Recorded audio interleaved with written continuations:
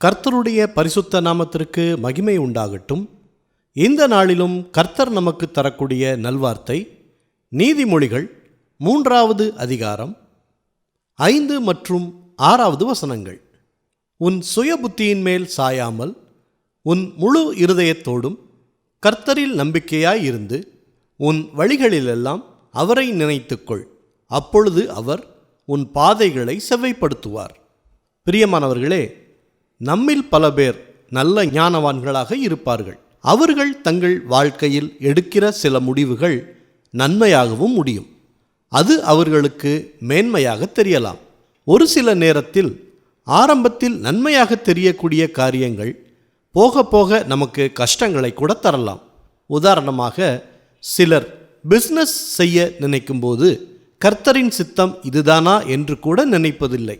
நான் இது சம்பந்தமாக படித்திருக்கிறேன், அனுபவம் உள்ளது என்று தன் சுய புத்தியில் முடிவெடுத்து ஆரம்பிப்பார்கள். ஆனால் பிஸ்னஸ் பார்ட்னர் ஏமாற்றிவிட்டார் அல்லது சரியான லாபம் கிடைக்கவில்லை என்று பின்னர் புலம்புவதை பார்த்திருக்கிறோம். வாலிபர்கள் கூட இளவயதில் காதலித்து திருமணம் செய்ய வேண்டும் என்று விரும்புவார்கள். தவறில்லை. ஆனால் கர்த்தருக்கு சித்தமில்லாமல் செய்யும்போது அவர்களுடைய வாழ்க்கை பாதை சிக்கலாய் மாறிப்போகும். அதனால்தான் சுய புத்தியின் மேல் சாயாமல் முழு இருதயத்தோடும் கர்த்தர் மேல் நம்பிக்கையாயிருப்போம். அவர் நம் பாதைகளை எல்லாம் செவ்வைப்படுத்துவார். ஜெபிப்போமா.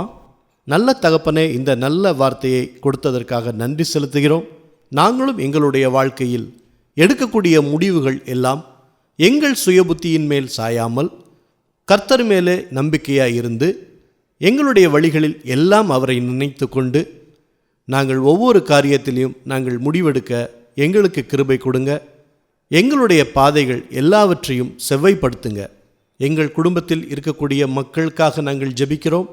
அவர்களும் பிஸ்னஸ் செய்யும் பொழுது, இல்லை என்றால் திருமணம் செய்யும் பொழுது, அவர்கள் எடுக்கக்கூடிய முடிவுகளில் அவர்களுடைய சுய புத்தியின் மேல் சாயாமல் அவர்கள் எல்லா முடிவுகளையும் சரியாக எடுத்து உம்மை மட்டுமே நம்பி இருக்கட்டும். எல்லா துதி கன மகிமை எல்லாவற்றையும் உமக்கே செலுத்துகிறோம். இயேசு கிறிஸ்துவின் நாமத்தில் ஜெபிக்கிறோம் பிதாவே. ஆமேன், ஆமேன். இந்த நல்வார்த்தையை மற்றவர்களுக்கும் அனுப்பி அவர்களுக்கும் ஆசீர்வாதம் கிடைக்கச் செய்யுங்கள். கர்த்தர் உங்களை அளவில்லாமல் ஆசீர்வதிப்பாராக.